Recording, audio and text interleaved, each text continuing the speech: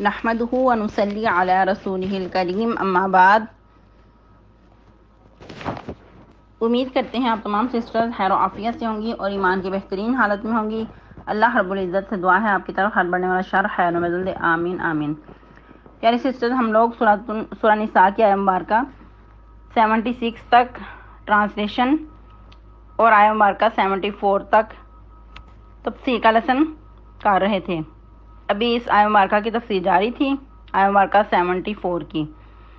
تو آج بھی اسی آیت مبارکہ سے اپنا لیسن تفسیر کا کنٹینیو کریں گے۔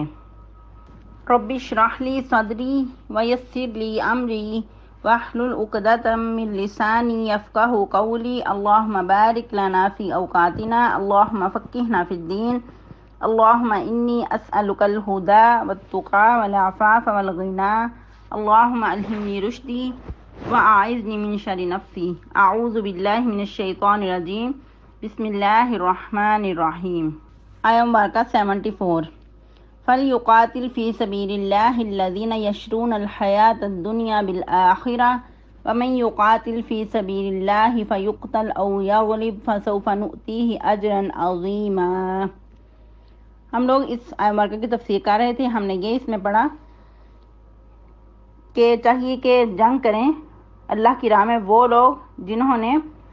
دنیا کی زندگی کو آخرت کے بدلے میں بیچ ڈالا۔ پھر ہم نے اس کو دوسرے اینگل سے اس طرح پڑھا کہ چاہیے کہ جنگ کریں وہ لوگ جنہوں نے دنیا کی زندگی کو آخرت کے بدلے میں خرید لیا، یعنی کہ ان لوگوں سے چاہیے کہ جنگ کریں ان لوگوں سے جنہوں نے دنیا کی زندگی کو آخرت کے بدلے میں خرید لیا۔ پھر ساتھ ہی جو جنگ کرنے والے ہیں اللہ کی راہ میں، ان کے بارے میں کہا گیا کہ اگر وہ شہید کر دیے جائیں یا غالب آ جائیں تو اللہ تعالیٰ ان کو بہت بڑا اجر عطا کرے گا۔ اب اسی آیت مبارکہ سے ریلیٹ کچھ احادیث مبارکہ کی روشنی میں دیکھتے ہیں کہ جہاد کی اہمیت، اس کی فضیلت، اس کی ترغیب۔ جس طرح کہ سیدنا ابو موسیٰ اشعری فرماتے ہیں کہ ایک شخص رسول اللہ صلی اللہ علیہ وسلم کے پاس آیا اور کہنے لگا، اے اللہ کے رسول، یہ کوئی شخص مال غنیمت کے لیے لڑتا ہے، کوئی شہرت اور ناموری کے لیے، کوئی اپنی بہادری دکھانے کے لیے اور کوئی قومی حمیت کے لیے لڑتا ہے، تو اس میں سے کون اللہ کی راہ میں ہے؟ تو آپ صلی اللہ علیہ وسلم نے فرمایا کہ اللہ کی راہ میں لڑنے والا وہ ہے جس کا مقصد صرف کلمت اللہ کو بلند کرنا ہو، یعنی کہ اللہ کی راہ میں وہ شخص کہ جو اللہ کی راہ میں خالصتاً ہو کر لڑے اور اللہ کا کلمہ بلند کرنے کے لیے لڑے، کفر و شرک کو مٹانے کے لیے۔ مزید ایک حدیث مبارکہ سیدنا ابو ہریرہ رضی اللہ تعالیٰ عنہ فرماتے ہیں، آپ صلی اللہ علیہ وسلم نے فرمایا،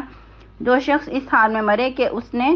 نہ اللہ کی راہ میں جنگ کی اور نہ اس کے لیے تیاری کی، نہ اس کے دل میں اس کا خیال آیا،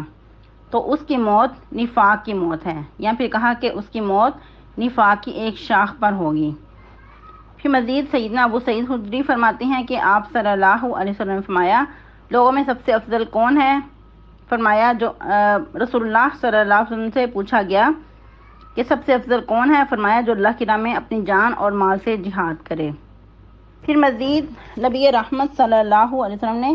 جہاد کی اہمیت پہ ارشاد فرمایا، جس طرح کہ سیدنا ابو ہریرہ فرماتے ہیں کہ آپ صلی اللہ علیہ وسلم نے فرمایا، اگر میری امت پہ یہ بات گرا نہ گزرتی کہ مجھ پر جو ذمہ داری ہے تو اس کے لیے میں اگر ذمہ داری مجھ پر نہ ہوتی تو میں کسی جہاد سے بھی، کسی غزوہ سے بھی پیچھے نہ رہتا، اور میں دل چاہتا ہے کہ میں اللہ کی راہ میں مارا جاؤں، پھر زندہ کیا جاؤں، پھر مارا جاؤں، پھر زندہ کیا جاؤں، ان کے شہادت کا جو درجہ ہے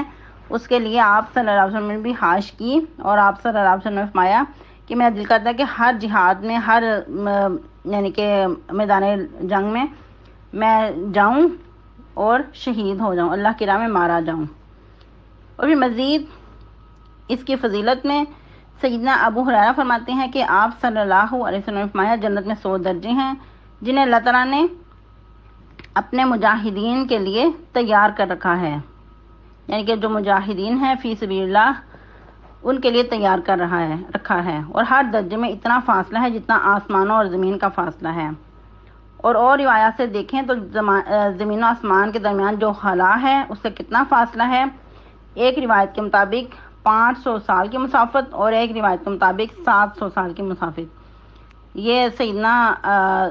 عبداللہ بن عباس کے بقول، یعنی کہ اتنا فاصلہ ہے زمین و آسمان کا، تو اسے خود ہی حساب لگا لیں کہ جو اللہ رب العزت نے مجاہدین کے لیے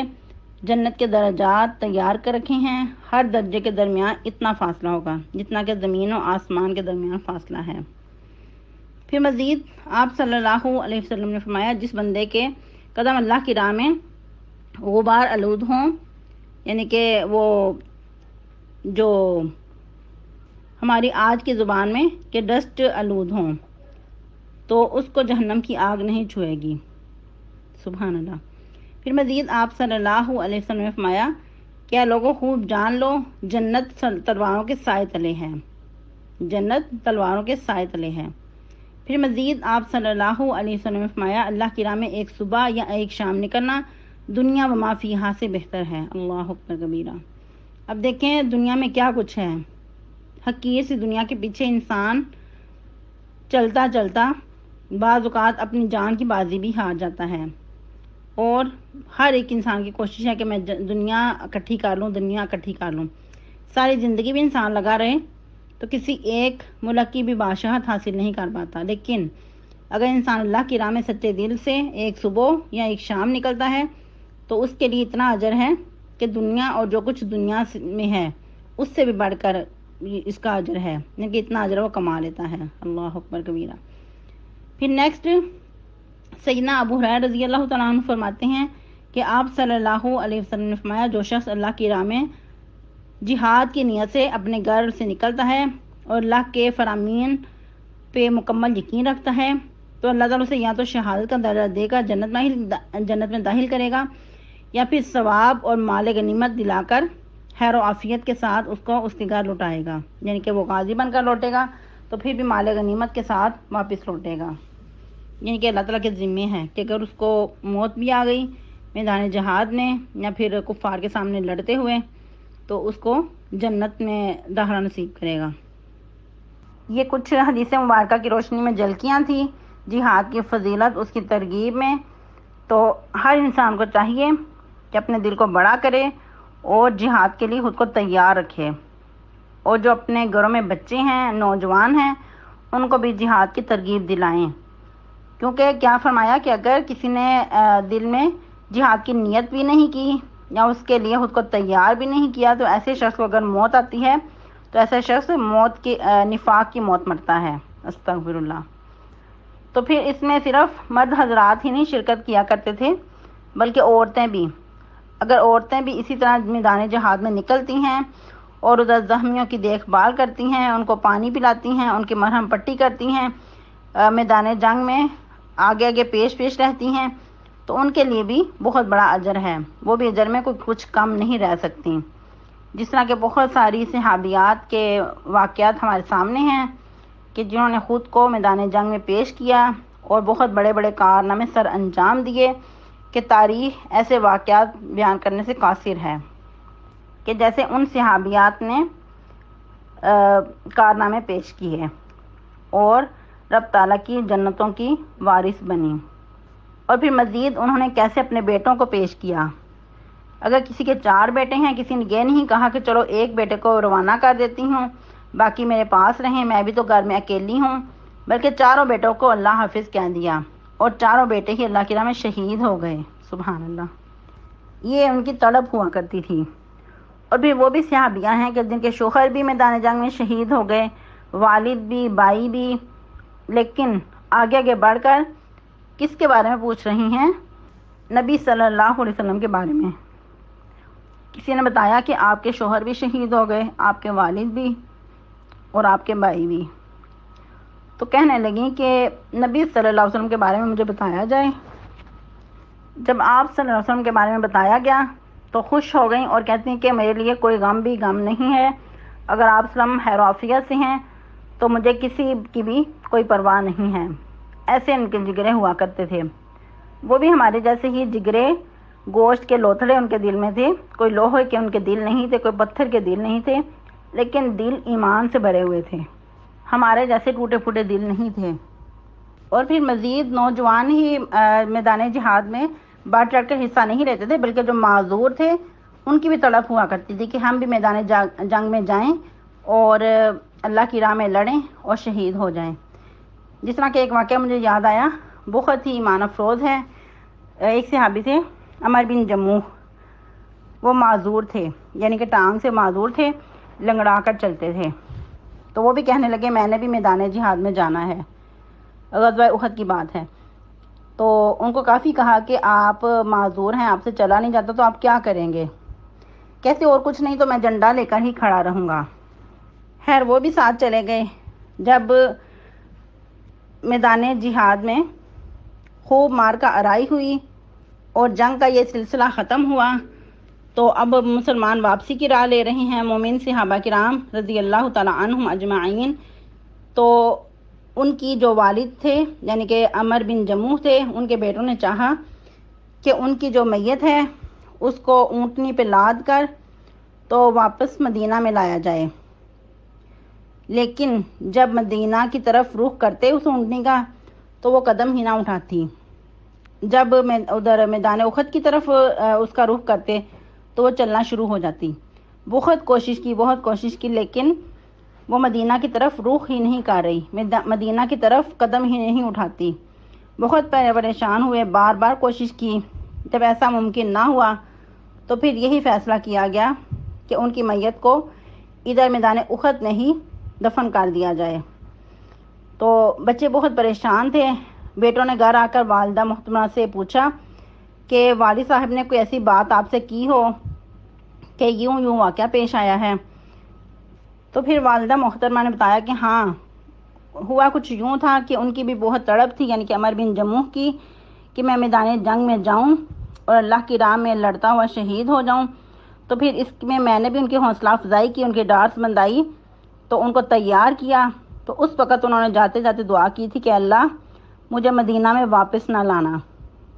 تو یہی وجہ ہے کہ اللہ رب العزت نے ان کی ایسی دعا قبول کی کہ اونٹنی جو تھی وہ بھی ان کی میت کو لے کر مدینہ کی طرف رخ نہیں کر رہی تھی۔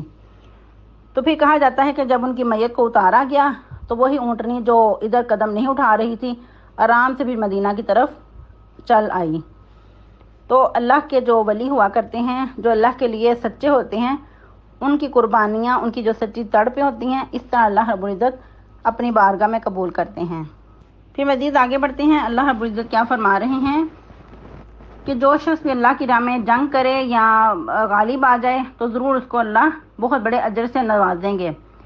اللہ اکبر کبیرہ، کہ کسی کا بھی جو اجر ہے وہ ضائع نہیں جاتا۔ پھر مزید اللہ رب العزت فرما رہے ہیں وَمَا لَكُمْ لَا تُقَاتِلُونَ فِي سَبِيلِ اللَّهِ، اے لوگوں تمہیں کیا ہو گیا ہے، اے مسلمانوں تمہیں کیا ہے کہ تم اللہ کی راہ میں نہیں لڑتے، والمستضعفین، اور وہ کمزور مردوں میں سے، عورتوں اور بچوں میں سے، الذین، وہ لوگ، یقولون، جو کہتے ہیں اے رب ہمارے ہمیں نکال اس بستی سے جس کے رہنے والے ظالم ہیں، اور بنا دے ہمارے لیے اپنے پاس سے ایک ولی، اور مقرر کر ہمارے لیے اپنے پاس سے ایک مددگار۔ اور یہ آیت مبارکہ کن کے لیے نازل ہوئی؟ جو مکہ میں رہ گئے تھے، مسلمان کمزور، کسی وجہ سے وہ ہجرت نہیں کر پا رہے تھے، تو اسپیشلی آیت مبارکہ ان کے لیے نازل ہوئی کہ مسلمانوں کو ایک تو یہ ترغیب دلائی جا رہی ہے کہ تمہیں اللہ کا کلمہ بلند کرنے کے لیے لڑنا ہے، اور دوسرا جو کمزور معاشرے کے لوگ ہیں ان کے لیے بھی آگے بڑھ کر جنگ کرنی ہے، ان کے لیے لڑنا ہے۔ تو ادھر اللہ رب العزت مسلمانوں کو توجہ دلا رہے ہیں کہ جو ایسے کمزور لوگ ہیں، بے بس ہیں، مکے میں رہ گئے ہیں، کچھ نہیں کر سکتے، کیونکہ جو عورتیں ہوتی ہیں وہ بھی کمزور ہوتی ہیں، مردوں کے بغیر وہ کچھ نہیں کر سکتی۔ اور بعض ایسی خواتین تھی کہ خود وہ مسلمان ہو چکی تھیں لیکن جو ان کے شوہر تھے وہ مسلمان نہیں ہوئے تھے، تو ایسی عورتیں بھی ظاہری بات ہے مردوں کے بغیر وہ کیا کر سکتی ہیں، یا پھر بچے کمزور کہ جو بھی چھوٹے ہیں اور مسلمان ہو چکے ہیں، یا پھر ایسے بزرگ بوڑھے کہ جو مسلمان تو ہو چکے ہیں لیکن بہت کمزور ہیں، لاغر ہیں، تو وہ اس طرح ہجرت نہیں کر سکتے، کوئی ہیلہ نہیں ان کے پاس، کوئی چارہ نہیں کہ وہ اس کو وطن کو چھوڑ کر کہیں اور چلے جائیں۔ یا پھر بعض اوقات کفار کی طرف سے بہت سختی ہوتی ہے کہ وہ ان کو عبادت نہیں کرنے دیتے۔ تو خیر جو بھی کمزور لوگ ہوں ان کے لیے اللہ رب العزت مسلمانوں کو توجہ دلا رہے ہیں کہ ایسے کمزور لوگوں کے لیے بھی کچھ کرو، ان کے لیے بھی جہاد کے لیے نکلو، ان کا بھی ساتھ دو۔ اسی آیت مبارکہ کے بارے میں ایک حدیث ملتی ہے، سیدنا ابو ہریرہ رضی اللہ تعالیٰ عنہ فرماتے ہیں کہ رسول صلی اللہ علیہ وسلم ایسے لوگوں کے حق میں نماز میں رکوع سے سر مبارک اٹھانے کے بعد دعا کیا کرتے تھے، یا اللہ مضر کے کافروں پر سخت گرفت فرما، ان پر ایسا قحط نازل کر جیسا تو نے یوسف علیہ السلام کے زمانہ میں قحط نازل کیا تھا، یعنی کہ 7 سال جو ان پہ قحط طاری ہوا تھا۔ پھر مزید اسی آیہ مبارکہ کی تفسیر میں یا جب اسی آیہ مبارکہ کی تلاوت کی جاتی تو سیدنا عبداللہ بن عباس جو کہ مفسر قرآن ہیں وہ کہا کرتے کہ یہ آیہ مبارکہ ہم جیسے لوگوں کے بارے میں نازل ہوئی، کیونکہ میں اور میری والدہ دونوں مکہ میں رہ گئے تھے اور ہمیں اللہ نے معذور لوگوں میں رکھا تھا، کیونکہ جو ان کے والد تھے سیدنا عباس وہ بہت بعد مسلمان ہوئے تھے فتح مکہ کے موقع پہ، تو ظاہری بات ہے وہ پھر ان کی والدہ اور وہ کمزور ناتواں لوگوں میں سے تھے، وہ ہجرت نہیں کر سکتے تھے، تو یہ فرماتے ہیں کہ یہ ہم جیسے لوگوں کے بارے میں یہ آیہ مبارکہ نازل ہوئی۔ اور مزید سیدنا ابو ہریرہ فرماتے ہیں کہ نبی صلی اللہ علیہ وسلم ایسے کمزور لوگوں کے لیے دعا کیا کرتے تھے، کیا فرماتے ہیں؟ اللہم انجل ولید ابن ولید وسلمۃ ابن ہشام مع عیاش ابن ابی ربیعہ والمستضعفین من المؤمنین۔ ترجمہ کیا ہے؟ اے اللہ ولید بن ولید، سلمہ بن ہشام، عیاش بن ابی ربیعہ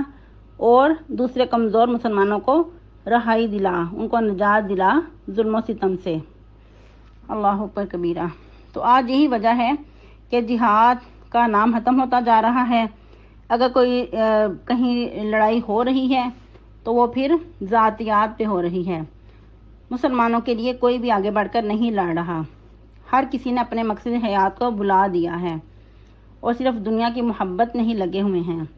اسی لیے فرمایا کہ حب الدنیا رأس کل خطیئۃ، ورنہ جتنے مسلمان ممالک خود کو کہلانے والے ہیں، اگر یہ سچے پکے مسلمان ہو جائیں، کلمے کی بنیاد پہ اپنا جینا مرنا کر لیں، تو یقیناً اللہ رب العزت کی طرف سے مدد نازل ہوگی اور پھر مسلمانوں کا غلبہ ہوگا۔ تو یہی وجہ ہے کہ آج مسلمانوں نے اپنے مقصد حیات کو بلا دیا ہے، تو آج ہمارا جو مرکز ہے، جو ہمارا بیت المقدس ہے، قبلہ اول، کہ آج وہ ظلم و ستم کی وجہ سے پس رہا ہے، وہ ہم ان کو ابھی تک نجات نہیں دلا سکے، تو کیا کل قیامت کو یہ ہمارے بارے میں شکایت نہیں کرے گا اللہ رب العزت کے سامنے کہ اس کی دقسا اتنی مظلوم تھی، اس کو کسی نے بھی چھڑانے کی کوشش نہیں کی۔ آج ہم سب نے مل کر یہ دعا کرنی ہے کہ اللہ رب العزت جتنے بھی کمزور مسلمان ہیں کسی بھی جگہ پہ، دنیا کے کسی بھی کونے پہ ہیں مظلوم، اللہ تعالیٰ ان کو نجات دلائے، رہائی دلائے، اور مسجد اقصیٰ کے لیے بھی اسپیشل دعا کرنی ہے کہ اللہ تعالیٰ اس کو بھی نجات دلائے ظلم و ستم سے۔ سبحان ربک رب العزت عما یصفون وسلام علی المرسلین والحمد للہ رب العالمین وصلی اللہ علی النبی۔ اور مزید یاد دہانی کہ جو آپ لوگوں نے ٹارگٹ سیٹ کیے تھے عشرہ ذو الحجہ کے حوالے سے وہ جاری و ساری رکھیں، کیونکہ آج عشرہ ذو الحجہ کی 7 تاریخ ہو چکی ہے۔ یہ ہمارے ادھر پاکستان کے مطابق 7 تاریخ ہے، اور ادھر سعودیہ عرب میں 8 تاریخ ہو چکی ہے۔ آج سے حج شروع ہو چکا ہے، کیونکہ حاجی جو حضرات ہیں وہ مینا میں پہنچ چکے ہیں۔ اللہ رب العزت تمام مسلمانوں کے حج قبول کرے،